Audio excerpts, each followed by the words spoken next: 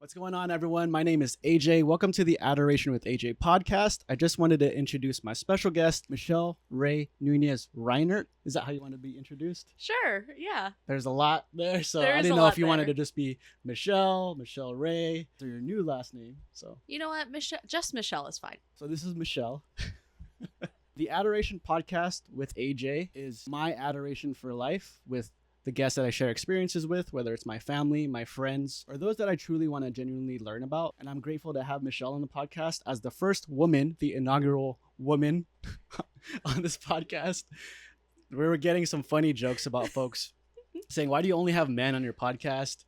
Now I have a woman on my podcast. She is a family friend. If you watched the episode with Michael Nunez, she is actually Michael's little sister and technically my cousin. So I've always considered her a family member. She is one of the most curious, caring, and inviting people like Mike in my life. And I learn a lot from you. I just wanted the intro to be very natural. That's fine. Because I got feedback saying like, hey, we don't know who you is. Who I you got be? you. You're fine. Michelle is a chiropractor, a professor, a dog mom, I was gonna say dog husband, dog wife. See, that's where it gets kind of hard to do this Yeah, seriously. dog. She is not a dog wife, unless Colby got that dog in him. You know, say hey, yo. Okay, I'm sorry. Let me know when you're I just ready. gotta get that out of the way. Okay, sorry. I Yeah, had a- no. We're good. It's funny. We like the laughs. Michelle is a chiropractor, professor, a wife, mother, and also dog mom. And like I said earlier, she's one of the most caring, charismatic, outgoing, and humorous people in my life. Welcome to the podcast, Michelle. Thanks for having me, AJ. Thank you for hopping on. I just wanted to start off with your chiropractic journey and holistic health. How did you get interested in being a chiropractor? That's a good question.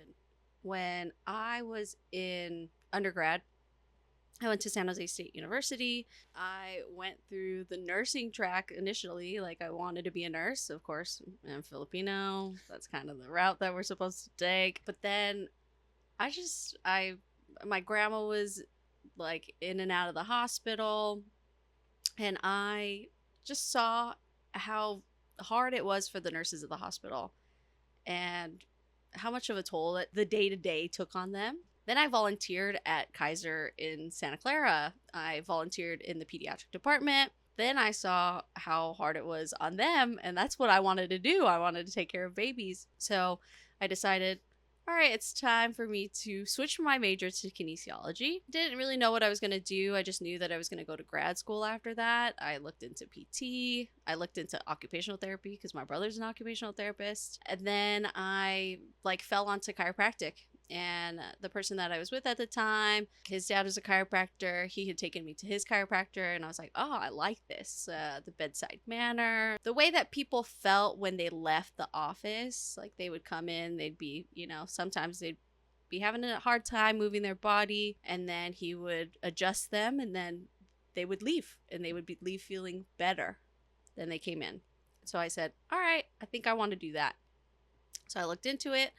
And then decided after graduation that I was going to go all the way out to sunny Florida to go to grad school. And I did that for 3.5 years. And then I came back and I became a chiropractor here in California. I really respect the fact that you stuck to wanting to be a chiropractor, because you being a chiropractor actually helps me be more mindful of my body, my joints, and how to recover and be intentional when you're working out or thinking about things that are related, injuries that are related to whether it's your neck, your back. I was going to say a song. That's very inappropriate, but this is not that podcast. But your I know that song. Yeah, your whole journey inspires me, because a lot of times we are told to be a nurse. It's stereotypical of Filipino culture, but is actually pretty true. And you being a doctor of chiropractic practice, is that Chiropractic, yeah. chiropractic? Yeah, practice. that's where it Just ends. Yeah, chiropractic. just a doctor of chiropractic. Doctor of chiropractic. So you being a doctor of chiropractic really shows that you stuck to your guns and you really wanted to fulfill whatever goal you had academically, and that's showing in your professional life now. Oh, thank you. So you're a professor, and what do you typically teach to your students? Yes, that is something that I've been doing for the past 3 years. I've been a professor at the chiropractic college out in Hayward. So I still am teaching chiropractic students. So I initially started teaching the Introduction to Business course. that was just something that I taught for 2 hours a week. And then I started teaching more and more classes. But it started with that, and I still teach that class. But then I started teaching a lot of like the women's studies classes, so gynecology, obstetrics, and I also teach the pediatrics course and also the pediatric and pregnancy adjusting. So I teach them how to adjust babies and adjust pregnant women. Would you say that a lot of your pediatric studies and teachings help you becoming a newly found mother? Not newly found, but a new mother. Absolutely. Actually, also the opposite. So when I was teaching gynecology, it was fine because I'm a woman. I know women's studies. When I was teaching the obstetrics part, which is the pregnant people part, I was just teaching that based on the things that I knew, the things that I had read in a book. And then when I got pregnant, I'm like, oh, these like you could pull from personal experience. And so it helped me both ways. So being a new mom, being a chiropractor, and being a new mom, I could see if something's going on with Mara. If I feel like her nervous system is off, I can check it, I can adjust her. But also, I could pull that personal stuff into my teaching. And so it goes both ways. I think that's really important you shared that, because the dynamic is very different. Let's say you had a gynecologist that's a man. It would probably be a different experience if that person was a woman. Yeah. What are your thoughts on that? I think that it's okay to have a male gynecologist. So a lot of people do that. It's something that I wouldn't want because, of course, like you kind of want to relate somewhat to your doctor. Yeah. I just don't. I guess in my opinion, I just wouldn't be super comfortable with the male gynecologist. But I know friends that have male gynecologists that are great, right? Also, if a guy was there helping me deliver my baby, because the person that helped me deliver my baby wasn't my obstetrician anyway. If there was a guy there, I'd still be comfortable. That's fine. At that point, when you're ready to give birth, you're just like, all right, get this baby out of me. It could be a zebra that you could be anybody Yeah. that is gonna try to help me, and I will be okay. Hedgehog. Maybe not a porcupine. Yeah. Or like a dangerous animal. Maybe not a dangerous animal. Like a crocodile or a grumpy stray cat or something. I mean, if it was Garfield, I'd say yes. True. But he's not a grumpy stray cat. He give you some lasagna too. He's Exactly. also not real. He's not real. I guess we have to go through that. He's not real. You said you're a recovering people pleaser. Yeah. And a metaphor that I like to say in relation to what you just had about having rational experience, being a mother now and not having it before, teaching pregnancy and everything like that. There's a difference between compassion, empathy, and sympathy. I used to only be sympathetic, meaning, oh, I'm sorry for your loss or grief or experience. Empathy, you could kind of feel it, have a shared experience that you've felt in the past. And I try to be compassionate, because when you're compassionate, you're not only empathetic and sympathetic, but you create that boundary and you're able to relate with someone even if you've never went through whatever experiences they have, and you feel for them, but you feel for yourself as well, and you're not people pleasing. Absolutely. Yes, as a recovering people pleaser, I feel the same way. I used to be very empathetic. I think I still am. I try to leave that at the door when I'm with my patients, and even when I'm with my friends and family. Like, yes, I'm very empathetic, but I can't bring that home with me all the time and dwell with that. And that was something that was hard when I was starting private practice. I would have some difficult cases where kids weren't doing so great, and I would take that home and I would think about how I could help them or what the next step was, and it could eat you up. It could be too much. So it's nice to it's nice to be compassionate and show them like a lot of kindness, right? Be kind to them, show them that you are listening to them, but also setting those boundaries. I think it was really hard for me to set boundaries in my 20s. Now I'm in my early mid 30s, and it's a little easier to do that. Good. You don't look a day over 25. Thank you, AJ. Thank you. How would you say people pleasing has turned into a positive now that you have your daughter? People pleasing as a positive for Mara is, I think that I could tell her when she gets older, like, hey, yes, we want to be nice to people, but we do not want people to walk all over us, right? So I think being a guide for her, But also I've learned a lot being a recovering people pleaser. I learned to set boundaries around my child, around who gets to be around my child. I think one of the biggest things was who gets to eat at our table, right? Like who gets to be in my daughter's life is a really big point of contention with my husband and I, because there are a lot of people in our lives that probably will never meet our daughter anymore, right? And even if they were like pushing us to see them or to see her or anything like that, we have those boundaries now. If that makes sense. I don't know if all of that makes sense. No, that makes sense. Yeah. I think when you post on social media, you have a tendency to cover her face or just be very private. And I think that's a social boundary that you both practice on social media. But I do understand boundaries in general with other people. Mm-hmm. And I think it's very important that you have a one-on-one relationship with your daughter. Maybe she may not like you in the future. There's a likelihood she will. Not. High likelihood she will. Guaranteed. I hope so. But you have that one-on-one woman-to-woman relationship versus what your husband has with her. Yeah. Because he can't necessarily relate. He could only be compassionate. Yeah. And you could truly feel sympathetic, empathetic, and compassionate in that way. So. You know what? I feel that with my own relationship with my parents now. I think I see that a lot with the way that I relate with my mom now. And especially seeing her be like a grandma to Mara. I'm like, oh wow, like that could be me one day with Mara's kids, right? And I'm like, oh, looking at the way that my mom treats her and the way my mom talks to her, and even the way that my mom treated me after I gave, like when I was pregnant and after I gave birth, it was very, there's just that maternal instinct that kicks in, and I really see that now, like the dynamic between a mother and daughter and a father and daughter. Colby is a wonderful dad to Mara. Like she has him wrapped around her little finger. So I hope that one day they have a wonderful relationship, because I have a good relationship with my dad too. So shout out Colby. We got to have you on the pod soon to get your perspective on this. But thank you so much, Michelle, for sharing that. It's really insightful to know. I only ask that people-pleasing question because it is a big part of Filipino culture, in my opinion. Just the fact that you need to make everyone feel at home, have that hospitality, but you're not caring about your own personal boundaries. Yeah. It is difficult. And I resonate in the same way.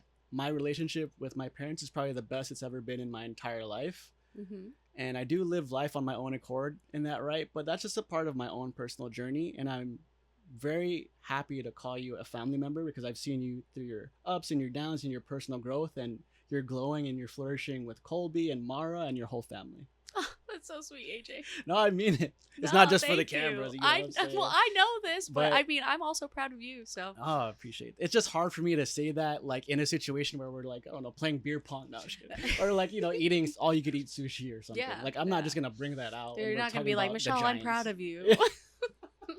I don't expect that from anyone else. I mean, that's very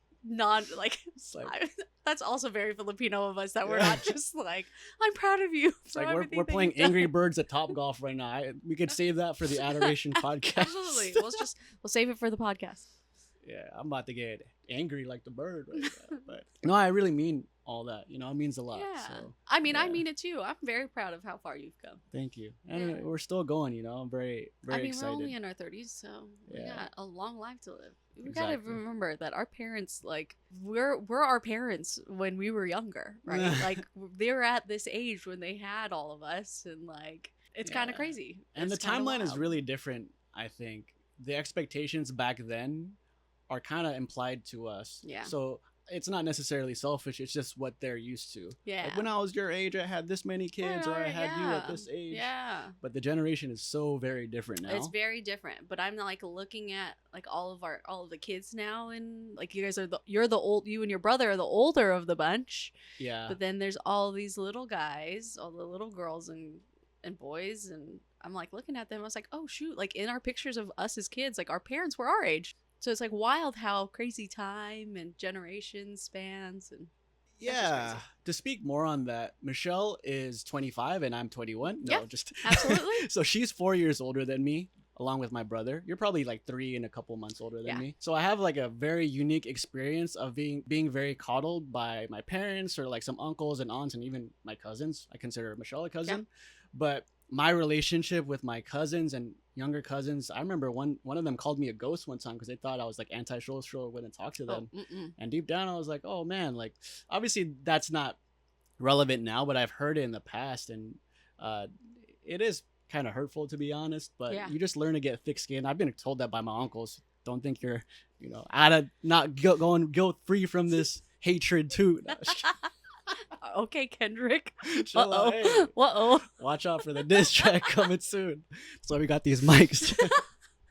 No, but I've learned to really embrace the presence, and this podcast and these conversations are really constructive in helping me develop my personal growth and document that personal growth and learn from others, because we don't really have conversations like this. No, we sit and we talk about our dailies, our work, and we sit and either have In-N-Out or pizza or whatever we're gonna have that day. So what does motherhood mean to you? Oh, it's everything. I know that feels like I kind of melted there because I never thought that I was going to be a mom. Graduated from grad school.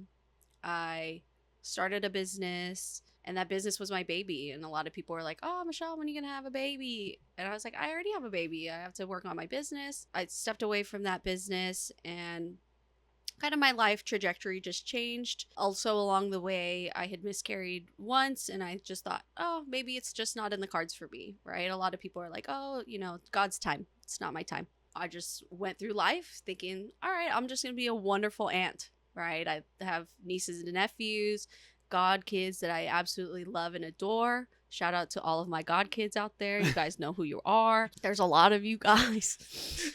Anyway, I just never thought that I was going to be a mom. And then I met Colby, and he really wanted to be a dad. And our journeys kind of intersected, and we went through a short period of time with each other, and then it was God's time. And I am so happy that happened, and that we now have our little girl. She's wonderful. My life has changed so much that I don't even know what life. I've say this to a lot of people. I don't really know what life was before her, and I really don't want to know what life is after her, because she's wonderful.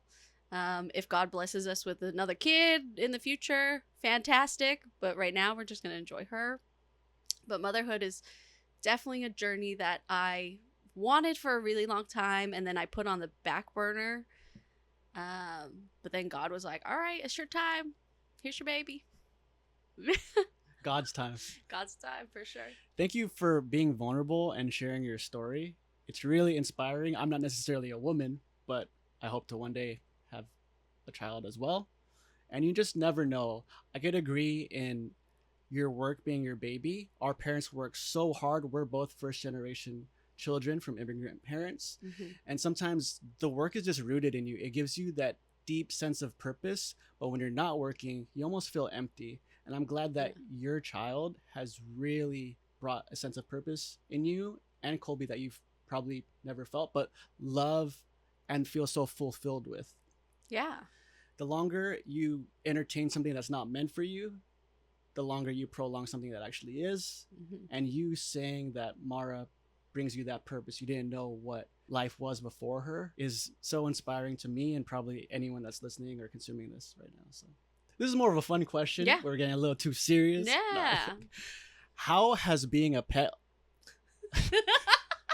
You didn't let me finish. You didn't let me finish. You're not a pet. I was like, what? How has being a pet owner helped you become a mother? Just having to take care of another living being. It's a little different, obviously. I could leave Ruby at home for extended periods of time. Can't do that with Mara quite yet. Probably have 13, 14 years before I could do that with her. Kind of looking out for another human being, or not human being, another being, right? Dog being. I had another dog before who passed away actually 2 weeks after Mara was born. But so I've had a dog since I was 18. I didn't have a dog before that. So lots of responsibility, right? So it taught me responsibility. It taught me how to, I guess, I haven't had to discipline Mara. So hopefully one day, Yeah. it'll teach me how to have some patience with her. Dogs take a lot of patience, especially when they're a puppy. honestly, being a dog owner, being a dog mom, as people call it, being a dog mom and being an actual mom, they're similar but different, obviously, just because of the beings that they are, but just the foundational stuff. Like you said earlier, like compassion, right? If Ruby got hurt or anything, like of course I'd be the first one there to be like, oh, what's going on? The same's gonna happen with Mara. Just making sure that they're well fed, washed, they have their basic needs met. Dogs just need their basic needs met, right? So just making sure everything like that is set. Definitely. It's a stepping stone for children. I think that a lot of people think that, but it's so Different and complex. Yeah. I personally can't relate because I don't have a daughter nor a dog that I personally own. The mixture of kindness, compassion, and caringness that you have for your daughter and your dog is evident in your parenting style and how I know you. So I just wanted to thank you again for sharing that. Thank you. This is more like mom talk. Yeah. I'm not a mom, but You're not know. a mom, but it's actually you cool. have a mom. You're not a mom, but you have a mom. I have a mom. have a mom. And shout out to my mom. Yeah. I don't think she knows how to use YouTube or anything. Oh. Other than watching like Tagalog socialites, like Filipino socialites. But well, shout out to my mom because she probably will watch this. I think Yeah. she watched Michael's as well. Shout out Auntie. Appreciate you. One of your subscribers. Thank you for subscribing. If you're subscribed, 99.9% of you are not subscribed. So thank you to that 0.1% of folks who are actually subscribed to the podcast. So hit that subscribe button and like this Feel video. free to hit the like, subscribe. If you're listening on the podcast, please go to the YouTube video.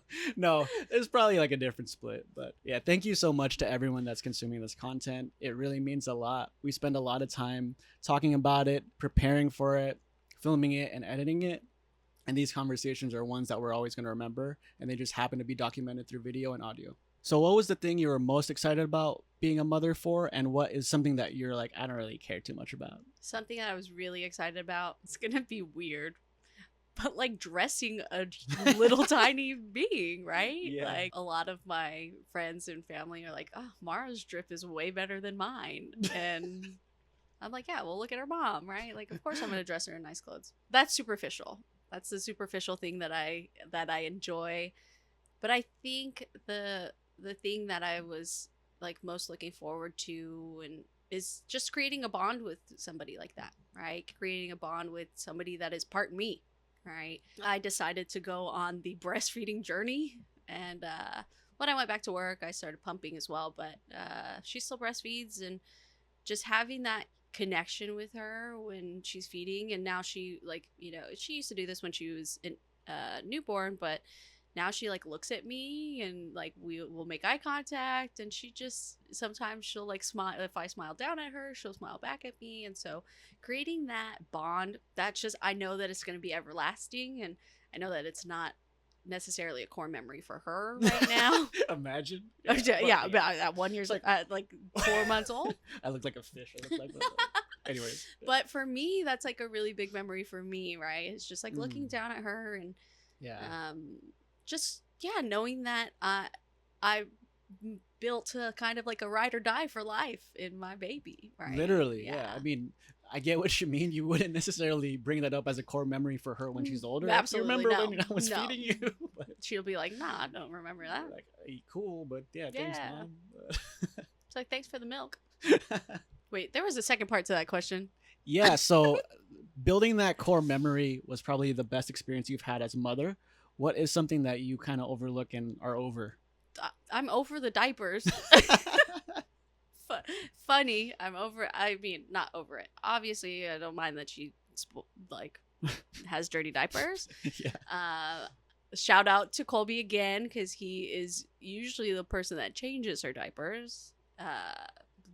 Mostly, he always jokes that I'm the input and he's the output. So I feed and then he takes care of the diapers. But I think another thing that not necessarily I'm over, but I didn't realize is that tiny humans, their nails grow so fast. So we have to file her nails every single day, or else they're little sharp talons that will cut you and they'll cut her. And yeah, so cutting her nails every day is definitely something that I really wish I didn't have to do all the time, but So you're a part-time mother, full-time manicurist. Absolutely.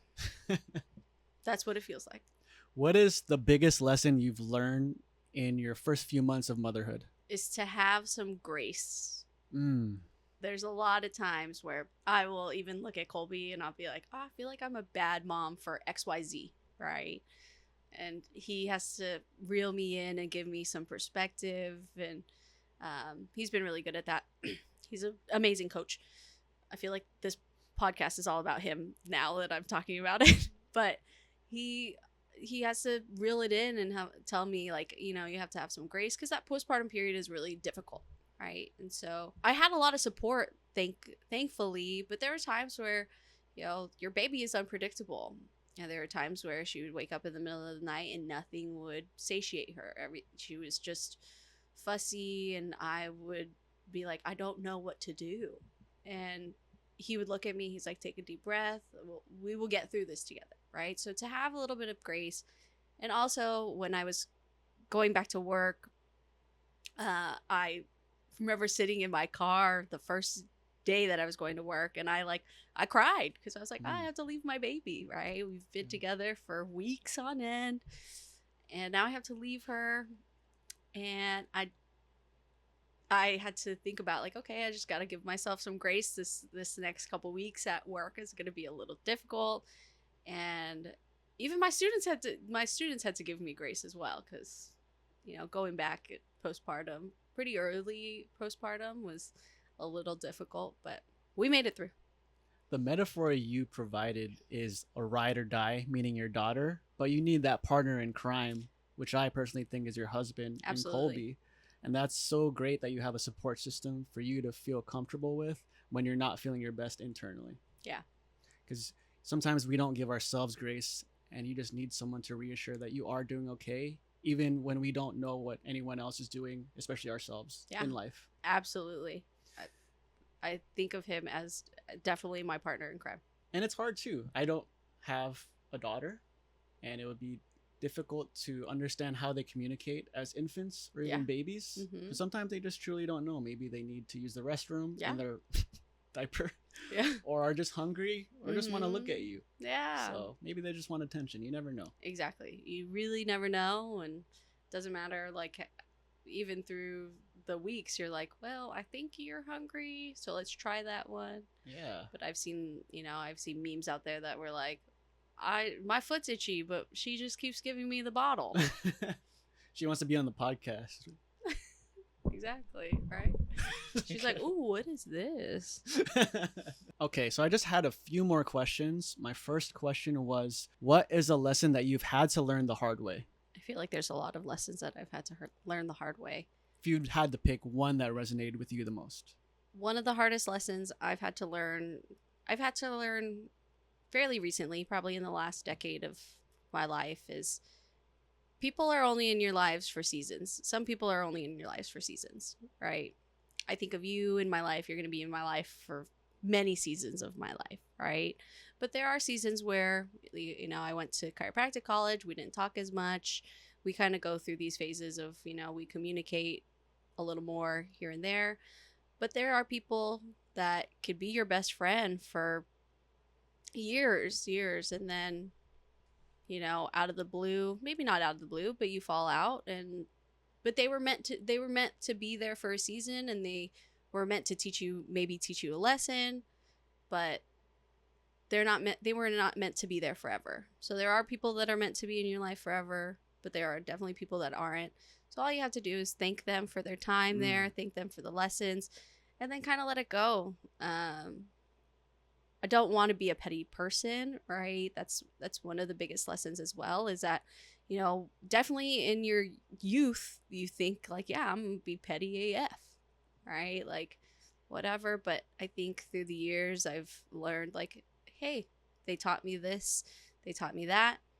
They were here for a time being, and they're not anymore. So thank them for their time and hit your exit. I saw something recently, actually not recently, and it was, you know, your time with somebody is like you're in a car, and you weren't meant to be in the car with them forever, and you were supposed to hit that exit a few exits ago, but you decided to stay in the car with them. So now you have to get out of the car and you have to find your way back to that other exit. And so that kind of resonated with me, if that makes sense Yeah. to anybody else, right? Is that like, hey, there were some people that you rode with for a little bit that, you know, you went pretty far with. They took you far. You don't need to be in the car with them anymore. They're going in a different direction than you. And that's okay. And you have to just be okay with it. Like I said, you thank them for their time. You thank them for the space that they held in your life. You're going to have good memories with them, hopefully. And then that's it. You just have to let it go. I think the lesson you just said resonates so strongly with a lot of people. The analogy that I like to give is leaving your bags at the door.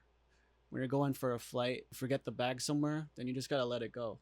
Unless it has your passport or something else that's really you gotta important. pick it up. Someone asked me in the past, do you think things happen for a reason? And I personally responded more logically.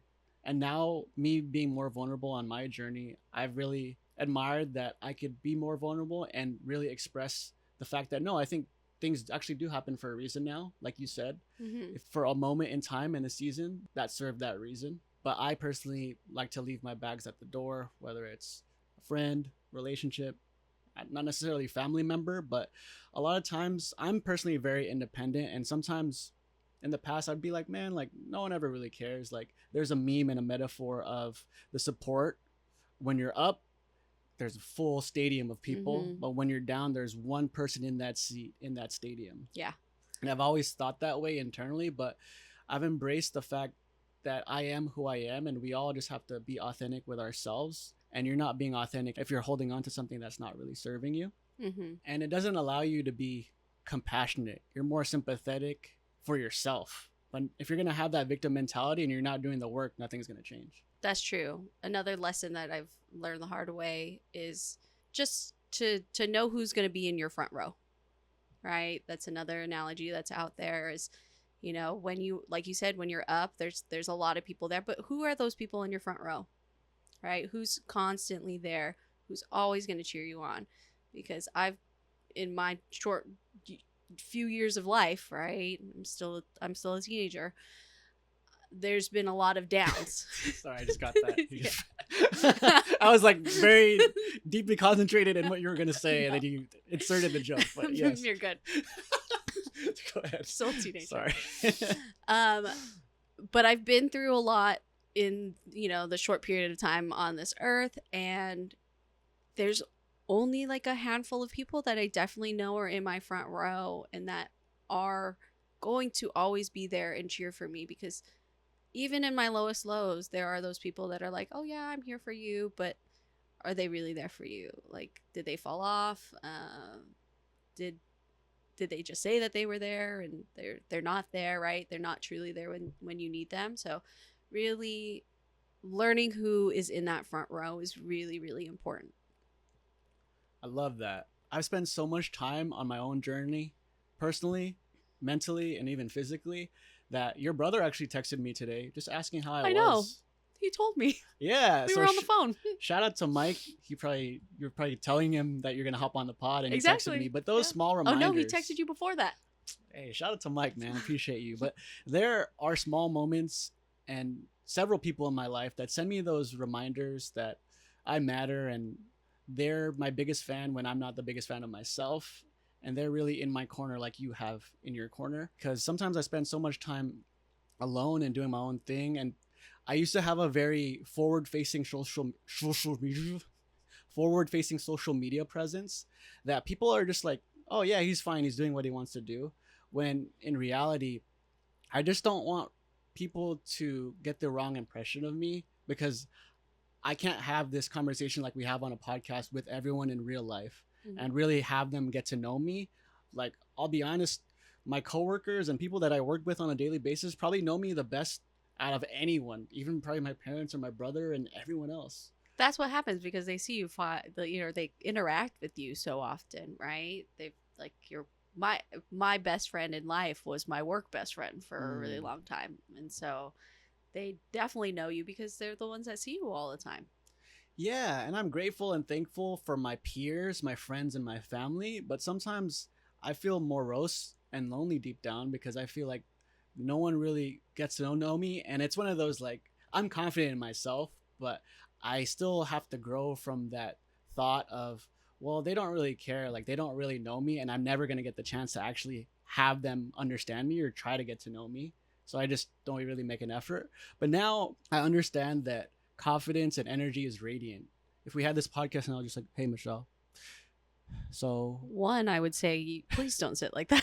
I got the Eeyore mentality, the Don't do T-Rex that. Please don't do mentality, that. but you know what I mean. A Yeah. lot of it is radiant. And like I Mhm. said earlier, the main thing is just making yourself a victim when you don't even put in the work for yourself to grow. Yeah. And if you have that victim mentality, you're not really letting go all your insecurities and allowing for that self-confidence, for that self-growth. So that's Yeah. something that I've always listened to. I've listened to my gut, listened to my thoughts, but don't let logic trump feelings and vulnerability.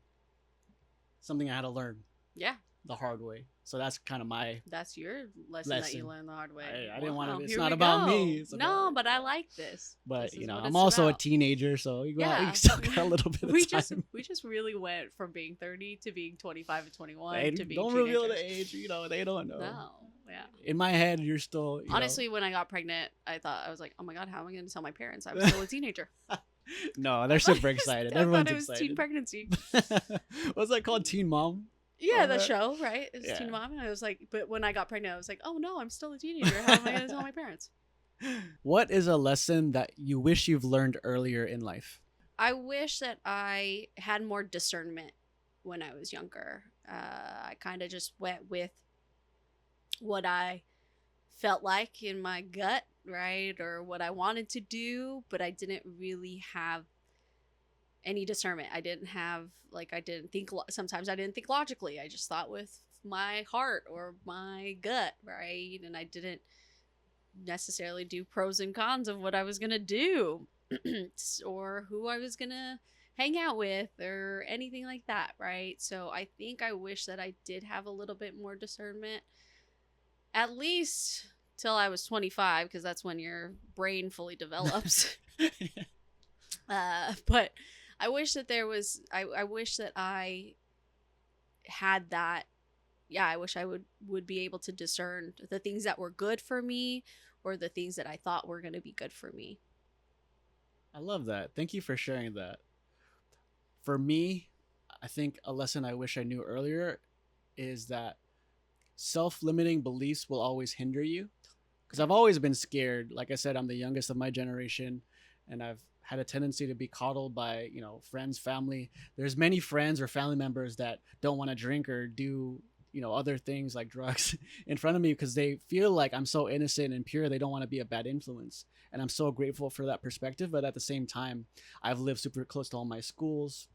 And almost like you, we have to move with grace and we're kind to ourselves. But at the same time, if we don't have that intention and plan, we're not present with what we truly want to do and who we're with. Mhm. And that's how I've always been up until probably like this year, to be honest.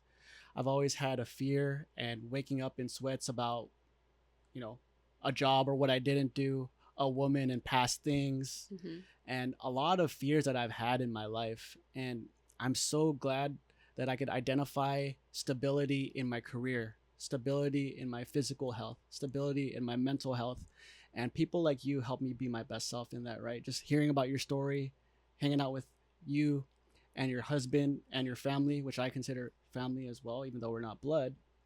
But this is the journey that we all need to go on. And Michelle's story, just in general, because, you said a lot that you've learned about, but it really helps me understand that we're truly not alone, and you're not alone. I'm not alone. And just to see the loving marriage that you have, the family you have, and your fulfillment you have with your daughter is truly inspiring. And I hope to be a parent that has such a loving marriage and child in the future as well. So I'm in your corner, AJ. I hope the same things for you too.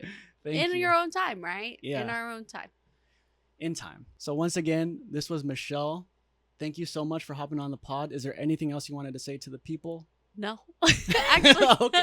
no. You're like exactly like your brother. I was like, you want to say anything? And he's like, no. And then Actually, yes, there is something that I want to say to people. okay. Just be kind to yourself and be kind to others. That's all that I could ask for from you guys moving forward, and do the same thing that we're doing here. Just have a conversation with somebody else. And there's probably a lot of things that AJ has learned from me today, and I've learned a lot from him today. And just hold space for each other.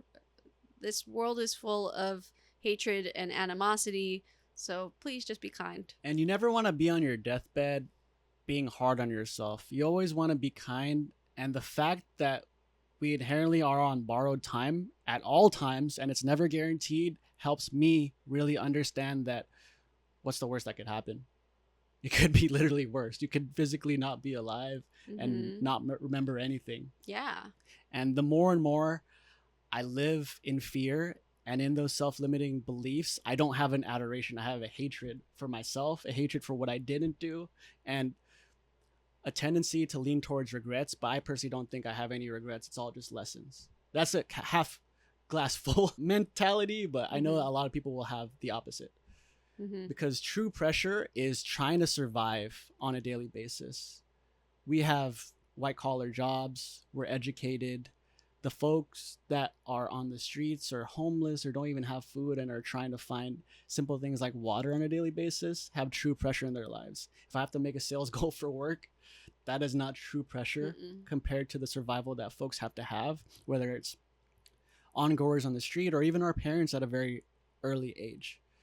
But I have an adoration for life, for these conversations, and for folks like you that I could just experience memories, core memories in my life with, whether it's, camping and just being with one another and having all these great times as family and friends. But my name's AJ. This is the Adoration with AJ podcast. This is Michelle. Thank you so much for hopping on. We will see you guys in the next one. Lego. Peace. Thank you. That was fun. Yeah, that was good. That was cool. That was good. Yeah. I was gonna be like, AJ was in my cotillion. Oh, that's so awkward, dude. That's the biggest lesson. Like, don't be awkward. He had to cha-cha and do Tinickly. The kickball and chain. the waltz. Yeah. It's funny because every time I think about like pictures and stuff, I like hover-handed pictures. That's Who was a your big partner? Lorraine. Yeah. Like I'll be honest, I was pretty socially inept growing up. When you were younger, but it's okay. And it doesn't help when people tell you that you're like, oh, he's just shy, he's awkward. It's like that has affected me when I was younger and a little bit recently, but that's not who I am. And going through this whole journey, it's like people don't understand the weight that their words have, but that doesn't mean you should be a victim to that and let it affect you and your growth. And that's something that I want for Mara too. Like I don't want to do that to Mara. Like when she is being quote unquote shy, I don't want to be like, oh, she's just shy. Like, no, she just doesn't want to interact with you right now. Like, can I say that? Like, is that okay to say? Yeah. But she's not shy. She just doesn't want to look at you. It's not, it's shy, and I don't want her to think that shy is a bad quality, right? Because you could be shy and it could be a good quality. Or you have discernment of who you want to talk to and who you don't want to talk to, right? Discernment is a really important word that you bring up, though, because I think I'm discerning the fact that I want to be more private in what I have. I noticed that I post so much on social media sometimes, and I spend a lot of time alone just creating. I used to consume a lot, but some people think that whatever I post is a reality of what I'm trying to portray to others. Oh, yeah. Versus the authentic version of who I am, which is genuinely what I post online. Yeah. This is not who I'm trying to be. I mean, I've been with you through those lapses, and that's just our life. Yeah. I mean, I post a lot of laps, the pictures, but I'm not. No, but I'm just saying posting, that, like, I get what you mean, like, but you're not like taking pictures you're not, I guess you're not like curating this life for social media. Right, that's your everyday life. Like you're not you're not putting yourself in this perfect box of this is who I want to be, or you're just living your life. Yeah, it's more so documenting it, because if they took away fashion, DJing, sports and food, or anything that I really love in life, or you flipped it, say they took away social media, I would still be in the sports, fashion, DJing, everything. I just wouldn't be able to document it. Absolutely. Same with me. Like I mean, there was a time where I just wiped my Instagram. Yeah. I just didn't want anything on there.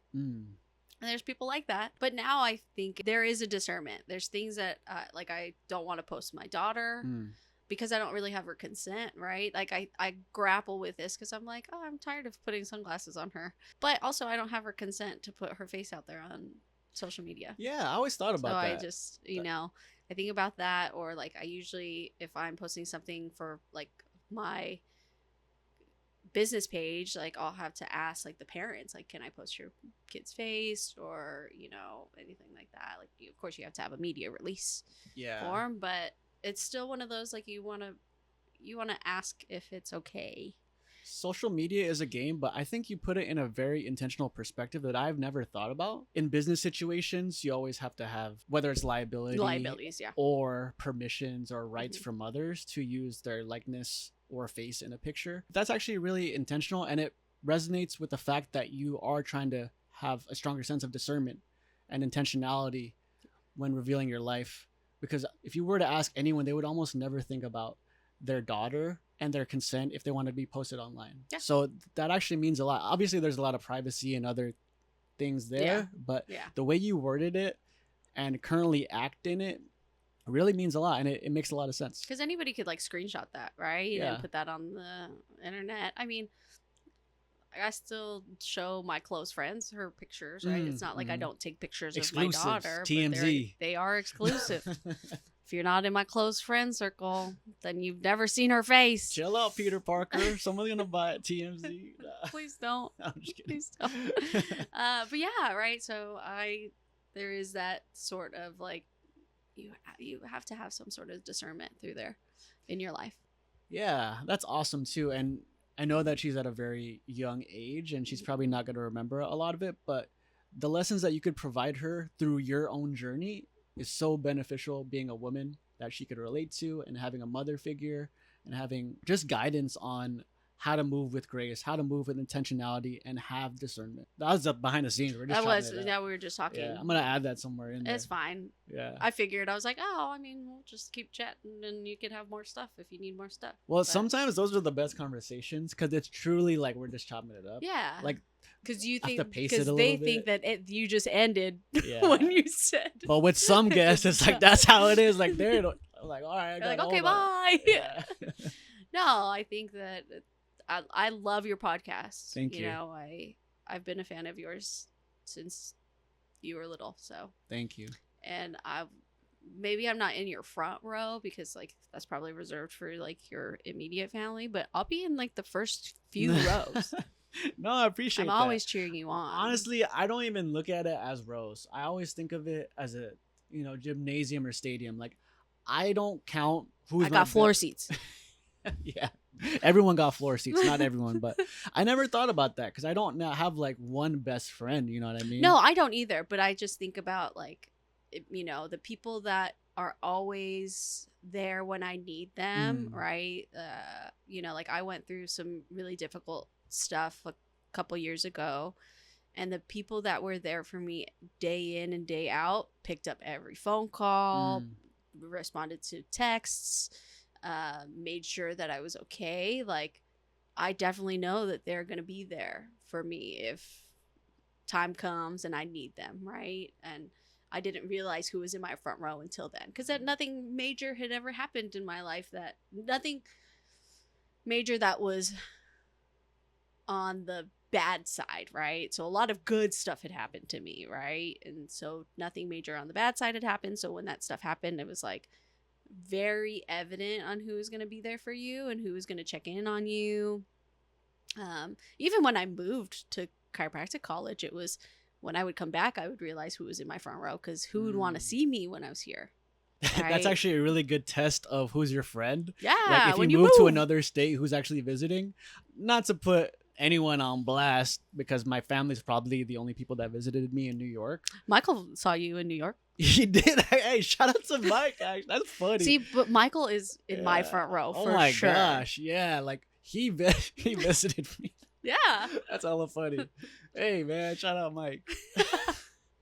No, but I agree with you. The way you word it in that analogy, like your front row, I never really thought of it that way, because I'm not really selective, but I do understand like you have to have boundaries with folks. And You have to understand whatever you're doing, whatever you're putting out in the world is what you're going to receive. And if people see that and see that you're glowing and see that you're radiant, they want to be a part of it. But they also want to see the footprint, because success leaves footprints. Yeah. And if they don't see it, and if you do that on a regular basis, it's just stuff that people don't really see, that you don't do for other people. Mm-hmm. I was walking into get groceries, and there's a Safeway, but next door there's an AT&T store. Yeah. There was a woman holding her bag in one hand and a cane in the other, Mm-hmm. and there was a really heavy door for the AT&T store. Yeah. And I saw her struggling, like she was trying to like, Oh no. I don't know. So T-Rex it. yeah, T-Rex T-Rex it. Mm-hmm. And I was trying to open the door for her, and she's like, "Oh, thank you. That's very kind of you, young man." And I was like, "Oh, no worries." And then there was a couple that came in, and they're like, "Oh, no, after you." And I was like, "No, I actually have to go to the grocery store. I just Yeah. held it open just to hold it." They're, "Oh, that's very sweet of you." Like, I'm not doing that because I want to be like, "Oh, I got something to say for the Adoration Exactly. podcast." No. That just something that I wanted to do in the kindness of my heart, because I feel like if I were in her shoes, I would want someone to at least help me, or if not, then I'm going to do it myself. But Mhm. that's what I mean about having compassion. I can't necessarily be empathetic or sympathetic for the fact that she is a little older and has a cane and Yeah, mobility issues. yeah, mobility issues, but I could try my best to help in that moment, and use it as a reminder to not necessarily big myself up, but be kind In that moment, you were kind. and move with grace. Like, no one's around. Who am I trying to impress? You know what I Nobody. mean? Just The AT&T person. exactly. Hey, give me some Give me free phone. Give me that new iPhone, dog. Give me free data. I still gotta wait until after 9 to call No, or shut set up. out. No, you don't. No, you I don't. still got singular. I got like how many characters in this text that I could send? Hold on. You got the QWERTY. No, but that goes along with, just like you said, moving with grace, being kind, and having discernment with which leads to intention. Thank you so much for hanging out. Yeah, Appreciate thanks for you. having me. All right. All right, I'm gonna go back to my baby now. For sure.